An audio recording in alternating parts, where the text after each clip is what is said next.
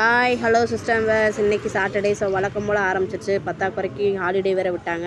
நீ 1 வீக்குக்கு இவங்களை வச்சு சமாளிக்கிறது பெரிய இது போக கடையில் 10 மணி வரைக்கும் இவங்களை வச்சு சமாளிக்கணும். அதுதான் எனக்கு பெரிய வேலையாகவும். இப்போ காலையிலே அவங்க எந்திரிச்சிட்டாங்க.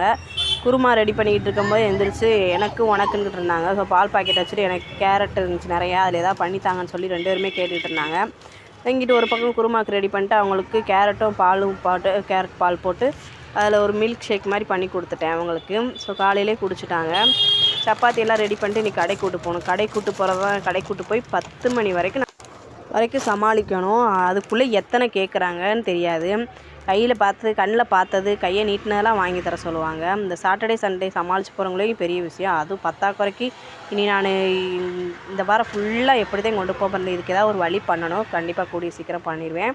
எனக்கு சாப்பாடு ரெடி ஆகிடுச்சு. ஸோ குழந்தைங்களுக்கும் அவங்க கேட்ட மாதிரி கேரட் வச்சு ஒரு மில்க் ஷேக் மாதிரி பண்ணி கொடுத்தாச்சு.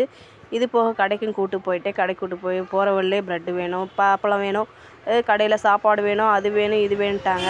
இந்த ஒரு வாரத்துக்கு ஏதாவது ஒரு வழி பண்ணணும். எனக்கு கடையில் வியாபாரம் போதும் இல்லையோ, பக்கத்து கடைக்கு எல்லாத்துக்கும் சேல்ஸ் போயிடும். ஸ்நாக் கடைக்கு எல்லாத்துக்கும். தேங்க்யூ. ஓகே, பார்க்கலாம் இந்த வாரம் எப்படி போகுதுன்னு. பிடிச்சிருந்தா சப்ஸ்கிரைப் பண்ணிக்கோங்க.